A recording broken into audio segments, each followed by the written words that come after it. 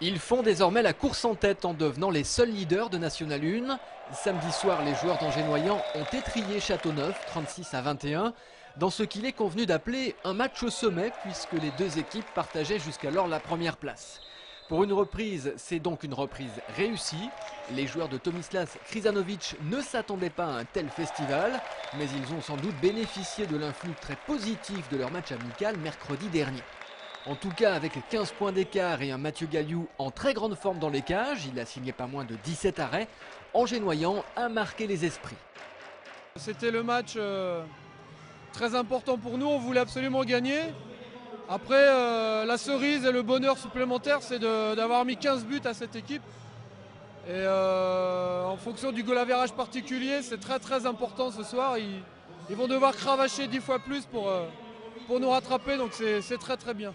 Angers-Noyant compte désormais 2 points d'avance sur Châlons, Valence et Châteauneuf. Prochain déplacement vendredi soir à Gien. Et plus que jamais, 2009 sera placé sous le signe de la remontée en Division 2.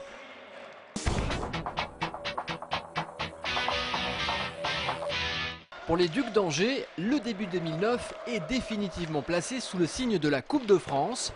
Le 20 janvier prochain, les Angevins recevront Dijon pour la demi-finale, histoire de se propulser directement à Bercy pour une nouvelle finale. Et bien tout ça, ça se précise de plus en plus. Samedi en Ligue Magnus, cette fois-ci, les Ducs sont allés battre ce même Dijon chez eux sur un score sans appel de 11-3. Bien sûr, rien n'est fait, mais c'était sans doute une répétition idéale avant le match au sommet du 20 janvier.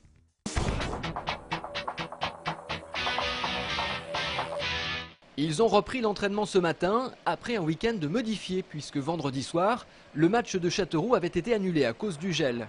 Pour autant, les joueurs du SCO ne sont pas restés inactifs. Vendredi, à la place de Châteauroux, ils ont effectué une opposition face aux joueurs de Saumur qui évoluent en CFA 2. Moins 3 degrés tout de même, un score de 0-0, mais surtout la satisfaction d'avoir gardé le rythme. Les entraînements ne remplaceront jamais les matchs. Donc là, on est en situation de match. On a joué 2 fois 45 devant un adversaire qu'on ne connaît pas. Donc il y a un problème tactique, il y a un problème physique à résoudre et ça n'a rien à voir avec des entraînements. Les joueurs du SCO entament une semaine d'entraînement qui va les mener à la reprise réelle du championnat, un mois après leur dernier match officiel. Vendredi, ils accueilleront Bastia pour la 20e journée de Ligue 2. Quant au match face à Châteauroux, la nouvelle date n'est pas encore connue.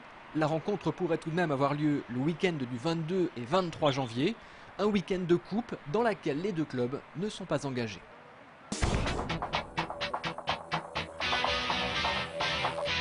Pour finir, voici quelques images du championnat de France Superbike. Ce championnat reprend en avril prochain, mais sachez que plusieurs pilotes angevins y participent, notamment David Perret en 600 cm3 et Lucas de Carolis en 1000 cm3.